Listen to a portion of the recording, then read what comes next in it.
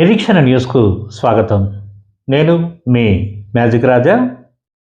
సింగరేణికి కొత్త బొగ్గు గనులు రాకపోవడానికి కేంద్ర ప్రభుత్వ విధానాలే కారణమని ఏఐటీయూసీ ప్రధాన కార్యదర్శి కొరిమి రాజ్ కుమార్ ఆరోపించారు.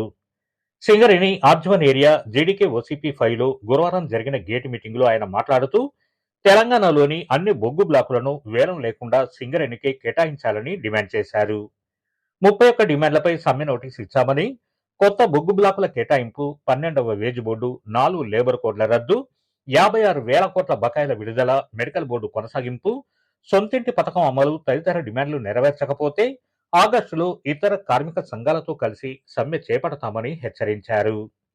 ఏఐటీయూసీ ఓసీపీ 5 ప్రాజెక్టు కార్యదర్శి గుర్రం ప్రభుదాస్ అధ్యక్షతన జరిగిన ఈ సమావేశంలో ఆ యూనియన్ ఉప ప్రధాన కార్యదర్శి మడ్డి ఎల్లాగౌడ్, కేంద్ర కార్యదర్శి కె స్వామి, బ్రాంచ్ కార్యదర్శి రంగు శ్రీను కార్మికులను ఉద్దేశించి మాట్లాడగా, నాయకులు మాదన మహేష్, భోగ సతీష్ బాబు, గండి ప్రసాద్, ఎడవేలి రాజిరెడ్డి, సదయ్య, ఉదయభాను, రవీందర్, నర్మదా, అంజన్న, మడ్డి కిరణ్, పాపన్న, పరశురాం, శ్రీనివాస్, సురేష్, పర్లపల్లి రామస్వామి తదితరులు పాల్గొన్నారు.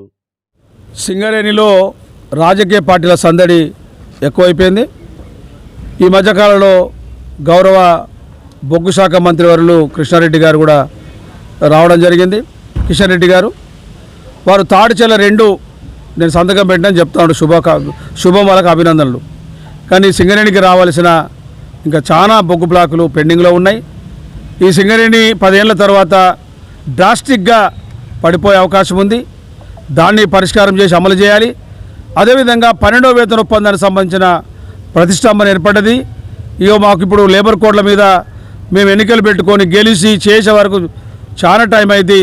కాబట్టి లేబర్ కోడ్లు అమలు కాకుండా 12వ వేజ్ బోర్డును సాధించే ప్రక్రియలో మీ వంతు తెలంగాణ బొగ్గు శాఖ మంత్రిగా మేము మిమ్మల్ని అందరినీ రిక్వెస్ట్ చేస్తూ అడుగుతా ఉన్నాం. దాన్ని పరిష్కరించాలి.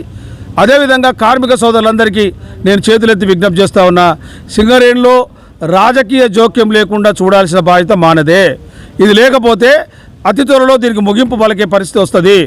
అదేవిధంగా ఈరోజు 56,000 కోట్ల రూపాయల ట్రాన్స్కోజన్కో ఇవ్వాలి.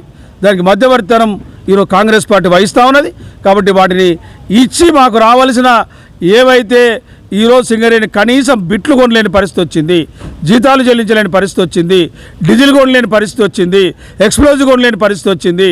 వీటన్నిటికి ముగింపుకు పడకాలంటే మా డబ్బులు మాకు ఇచ్చేటందుకు ప్రభుత్వం కూడా చిత్తశుద్ధితో పనిచేయాలి. అదేవిధంగా కార్మిక సంఘాలు నిన్ను నేను నువ్వు నన్ను అనుకోకుండా అందరం కలిసి ఐక్యంగా పోరాటం చేద్దాం. తర్వాత రాజకీయాలు మీ అసెంబ్లీ పార్లమెంట్ ఎన్నికలు వచ్చినప్పుడు అక్కడ మీరు ఓట్లేయండి. ఈ స్థానికంగా కంపెనీ దగ్గరకు వచ్చి సింగరేణిలో పొల్యూట్ చేయొద్దు, దీన్ని కలుషితం చేయకండి. అందుకనే ఈ మధ్యకాలంలో చేస్తున్న ఇవన్నింటినీ పరిశీలించి ఈ టీఆర్ఎస్ వాళ్ళు వచ్చి మొత్తం బొగ్గుపోయిందని ఆయన, ఇక కవితక్క వచ్చి మొత్తం తిరుగుతోంది నాకే మొత్తం చూస్తానని, బీజేపీ వచ్చి భరోసా యాత్ర అంటా ఉన్నాడు. ఇక మరి ఎవరిని నమ్మాలి ఇప్పుడు మేము? కాంగ్రెస్ పార్టీ ఏమో ఈరోజు ఆయన ఇచ్చినందుకు స్వీట్లు మాస్తూ ఉన్నారు. అంటే ఈ రాజకీయ పార్టీలు పోటీ పడేది కార్మికుల సంక్షేమం కోసమా, లేకపోతే మళ్ళీ ఎత్తుగడల కోసం మేము ఎట్లా గెలవాలని చెప్పా? కాబట్టి వీటికి మీరు పక్కకు పెట్టండి. ఈ కార్మికుల సంక్షేమం కోసం ఆలోచింపజేయడానికి కార్మికులంతా ఐక్యంగా ఉండాలని పిలిపిస్తా ఉన్నాం. మన నిరీక్షణ న్యూస్ను వాచ్ చేయండి, లైక్ చేయండి, సబ్స్క్రైబ్ చేయండి, మీ మిత్రులకు షేర్ చేయండి.